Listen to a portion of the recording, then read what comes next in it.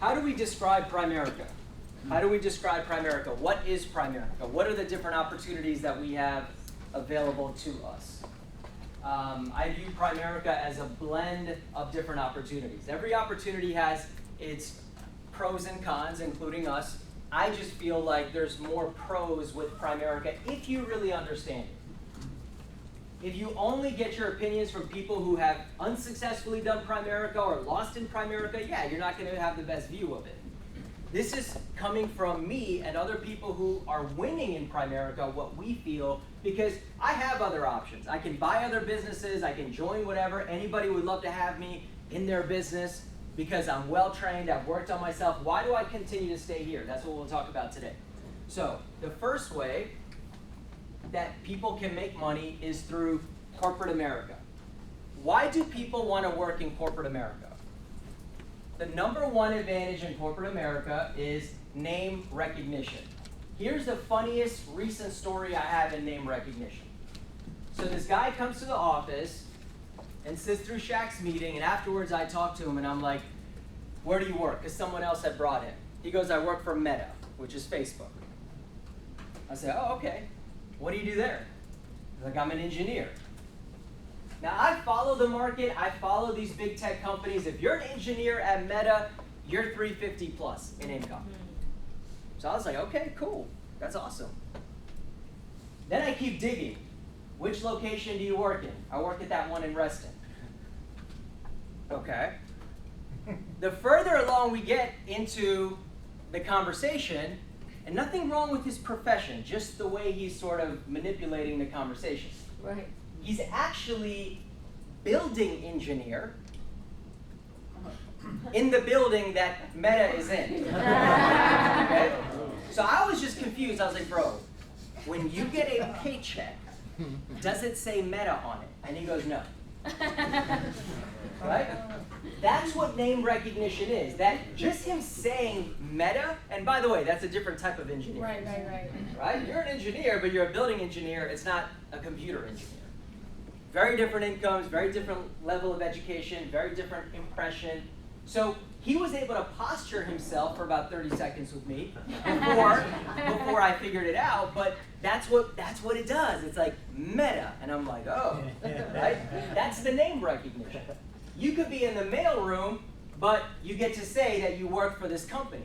If you ever go to, which I try to avoid, but once in a while, if you're at a restaurant between 4 and 6, what time is it over there? It's happy hour, right? And so everybody's there, and you can tell people who are wearing their company shirts with pride. They got that little leash, the badge thing, right? Deloitte. Right? They say, I work for Deloitte, I work for IBM, I work for whatever. So there is in society a level of name recognition, and I'm not even like hating on it. Like my parents are like that. Everybody's. Anisha's mom is a multi-millionaire. She still does it. Like, oh yeah, their kid works for X company. It's like, who cares? But they care. Okay? So that's the thing about corporate America is people want to be a part of these big name companies. But there's a lot of disadvantages. Number one, no control over income. Okay, you're making 200 grand at a big company that everybody's impressed by. Are they ever going to pay you 400? Probably not. So what happens in life is we make money, and sometimes our expenses catch up to our income or exceed our income, and then we don't really have that ability to increase our income to accommodate the lifestyle that we want. We're kind of stuck where we are. That's why people change jobs. Now I'm reading an average of every 3 years because it's easier to get a raise by switching companies than by staying in the same company. No security. So if you look at the jobs report that's coming out, less people are quitting, less people are switching jobs, and more people are unemployed. It's harder to find a job. If you talk to those same people that are out of work right now, and I'm talking white collar, people 6-figure earners, right? If you talk to those same people, 3 years ago, they would have said, I love my job, I'm not going anywhere, my company's doing so well. Now they're laid off. They had no control over that. You have no security. You have no control over your job in corporate America. And you know, if you're sitting in Shaq's meeting, he'll tell you all the stories about how they get rid of people. What's it called when you get rid of people in corporate America? Layoff. What's RIF? Reduction in force. Okay. Reduction in force, downsize. I said it the other day in the meeting that there's a new word, right size. Right. No, we're not downsizing, we're right sizing. We had too many people just get into that Oh right. my God. That means you guys lose your job. No ownership. Some people care about this. They would never, ever, ever rent a home. You're an idiot for renting, you gotta buy, but they rent their income. Because it ain't yours. It's not your job. The job was given to you, and it can be taken away from you. And just like a landlord can kick you out of a house, you have a landlord at your job too. It's the owner of the company or your boss. And when you leave the job, you don't get anything. So you get no ownership. Little potential for advancement. You can advance at certain jobs, but you know, it's not unlimited advancement. There's little potential for advancement. So maybe, you know, there's only 3 positions at the top and you can be one of the ones, but there might be 500 other people that you're competing with. Yeah. Next is self-employed. Self-employed is when you work for yourself. I think that the really profitable self-employed jobs are when you do a trade. Like if you've caught a plumber to your house and it's like they were there for half an hour and you pay $600, that's very profitable. If I wasn't doing Primerica, I would be in those types of trades related to home services. I'd be running a business in that because it's a lot of work, but it's really high profitability. And white collar people will pay blue collar people a lot of money for things that they don't know how to do. So if I become a plumber and I'm self-employed, the cool thing is I run my own, I own my job, right? It's my own little thing. I don't have a boss. I don't answer to anybody. But there's some disadvantages too. There's no system. So the plumber used to work for a plumbing company. That's how it always works. You were a carpenter, you were a painter for a company, then you decided, I'm going to go out on my own. What you quickly realize when you go out on your own is that all the things that your company did for you before, now you got to kind of do on your own, and that's why people go under. They're not able to manage all of that. The insurances and the payroll and the taxes and the marketing and all of these different things. So you don't have a system. When you just go out on your own, no one's there to tell you, be here at this time, do it like this is what you should charge, this is what you should do. If something happens, this is how you reduce liability. So self-employed people have no system. Also, no name recognition. So if I need something done in my house, I know Michael & Sons. I've heard the commercial. I can look up the reviews. I know they have the proper insurances. But John Smith Plumbing, right? You may be a little cheaper, but I don't know who you are. I've never heard of you. So sometimes self-employed people struggle because they don't have that name recognition. Now, if I'm killing it being a plumber and I'm making, let's say, $500 a day, that's a lot of money. And now my family has an amazing lifestyle. And I'm making $15,000 a month doing what I love to do. But here's the thing. My wife wants to go on a 2-week vacation. So now I'm thinking what? I'll go on that 2-week vacation, but it's costing me how much? $7,500 for the 2 weeks that I'm not here. So when you're self-employed, you're constantly counting how much money you're missing out on. Therefore, most of them don't take any time off. Because you're trading your time for money. If you spend your time elsewhere, you're losing out on money. Next is franchise. A lot of franchises out there. The obvious ones when it comes to franchise is the food businesses. But there's franchises in everything. Now there's a franchise around here called Code Ninjas where they teach your kids how to code. So that's a franchise, and you can buy it. I know people who have bought this, and then they show you what type of location to get. You pay them basically for the system.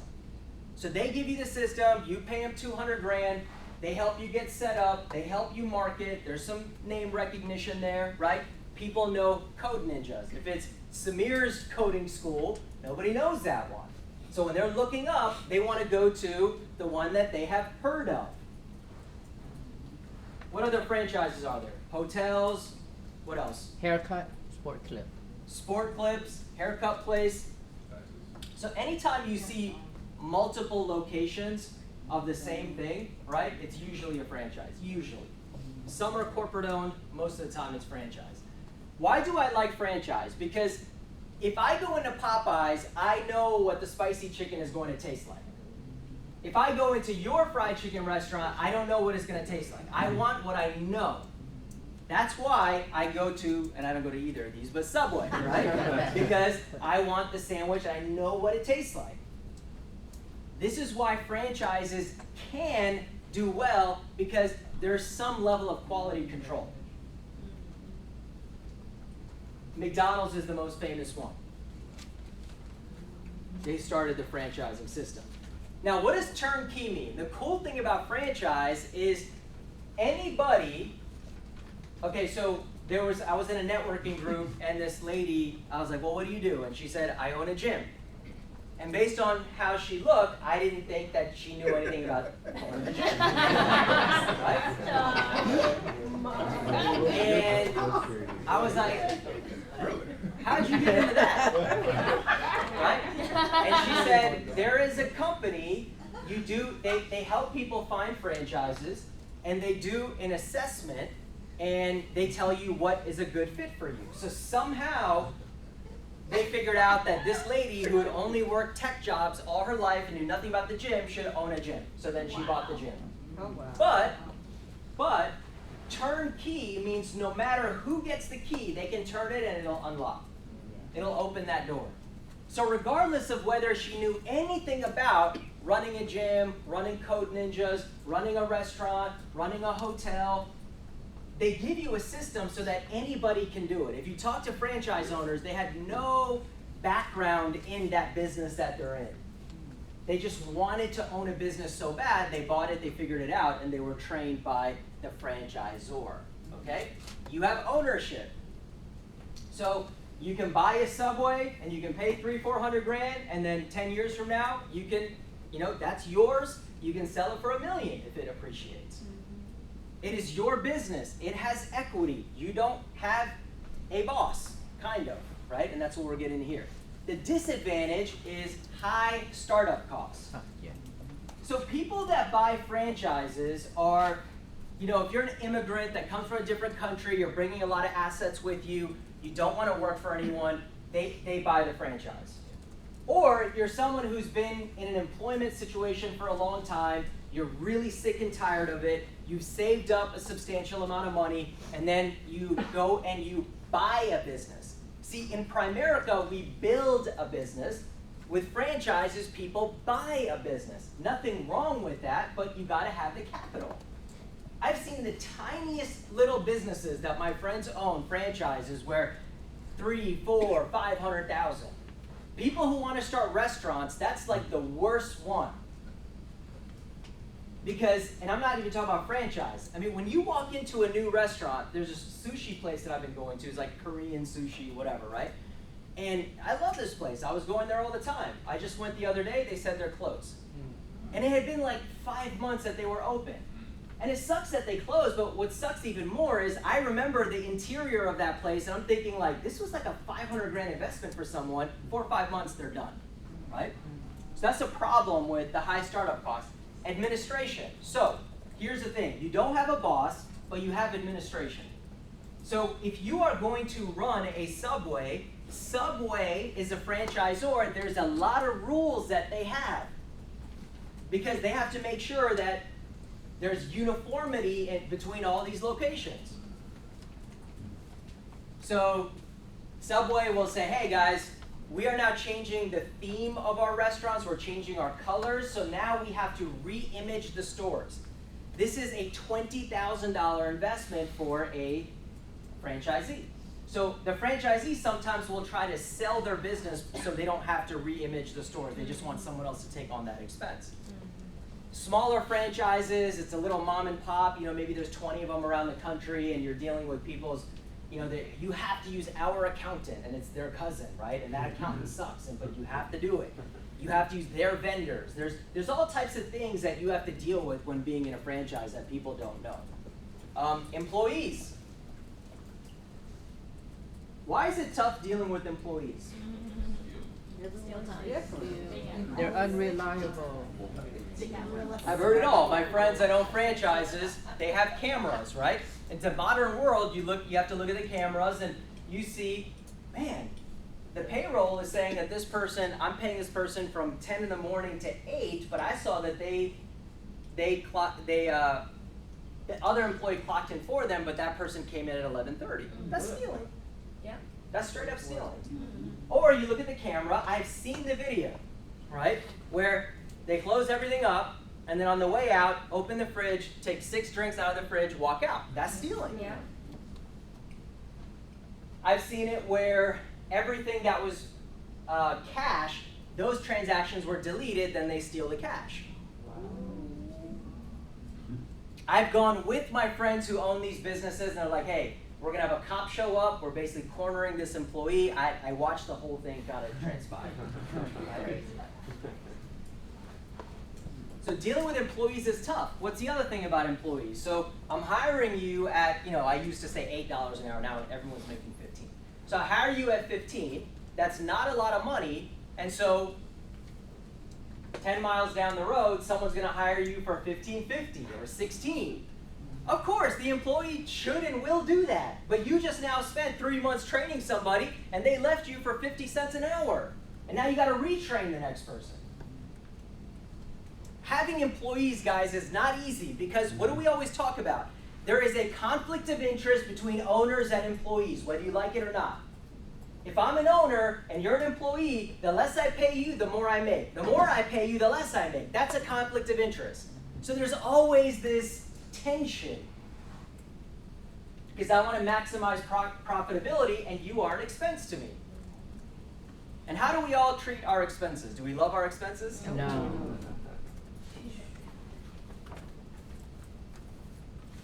Next, assuming a big risk, we talked about that, right? People lose everything over a 4-month project that they had a dream of. You have to look into this stuff, man.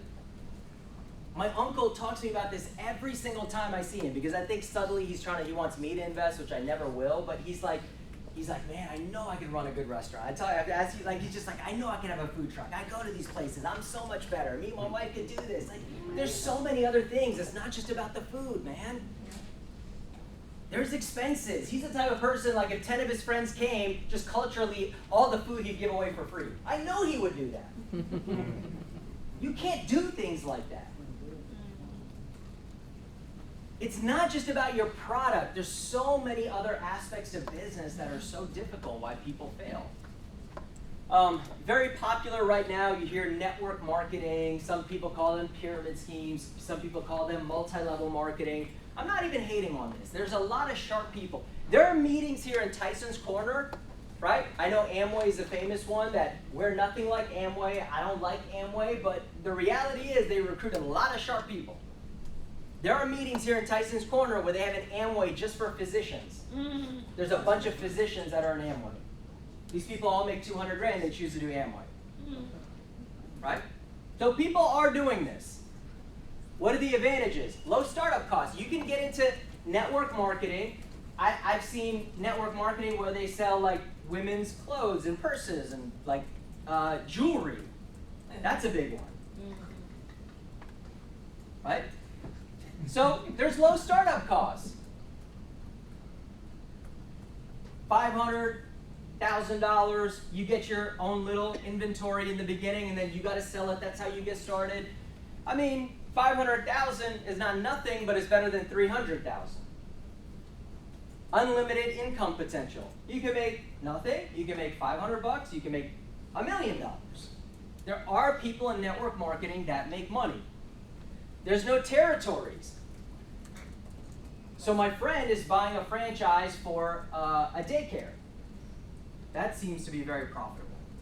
And I was like, where is it going to be? And he was like, well, they already sold the one for this zip code and this zip code, so I got to be in that one. That's territories. In network marketing, you can build your business anywhere you want. And now that you have online and Zoom, people are doing it across the country, depending on the product, across the world. It's turnkey, right? You could be an engineer and do network marketing. You could be a teacher and do network marketing. You could be a police officer and do network marketing. You could be a student. You could do network marketing. Anybody can do it. What are the disadvantages, though? Very few people make money. People do network marketing for the camaraderie, for the environment, to be a part of something, for hope. But they don't usually make money.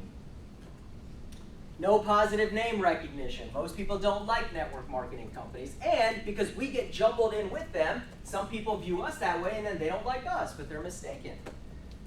In network marketing, okay, you have to think about the profit margin of whatever it is that you're selling. How much can you make off of lipstick? How much can you make off of this, that, whatever that people are selling? So you need hundreds, sometimes thousands of people selling in order to make money. No training. If you attend network marketing meetings, which I have been tricked into doing, it was usually come over, meet someone, dinner, this, that, ended up being a presentation. Right? They never talk about the product, they just talk about hope and opportunity. So again, that's what draws people in, but they don't really know what they're selling or how anything works, and it's really not even about the product. And you have to recruit to make money. No one is self-employed in a network marketing company making 6 figures. I knew this very sharp kid. He went to Duke. He was an accountant. He was in his mid-20s. I met him on an airplane one day. So sharp. He was in a network marketing anti-aging cream. I was like, you're selling anti-aging? It was just weird, you know? And he was like, it's not about the product, dude. It's just, you know, and he was selling it that way. So that's network marketing. Now let's talk about Primerica. We get, and this is where I'll wrap up, I have 2 minutes. We get ownership here. You get to run your own business. Every client you bring in is yours. Every person you bring in is under you. That doesn't happen at corporate America. You're doing things for the company, but you're doing it for them. It's not for you. Here you get unlimited income, just like network marketing, okay? Very few key people need it. So unlike network marketing where you need tons of people, in Primerica, you can just have a few producers and you can make a substantial amount of money because our profit margins are very high. Positive name recognition. We're a publicly traded company. Very low startup costs, just like network marketing. Turnkey system. You look around the room, people introduce themselves, all walks of life, anybody can do this. We have a great margin ratio. Okay, so these people that are selling in here, you guys are making 500, 1,000, 10,000, 15,000 one transaction.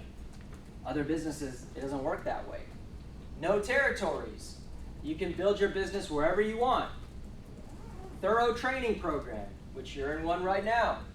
Oh. Okay. Want to bring it back up? They can take a picture of it.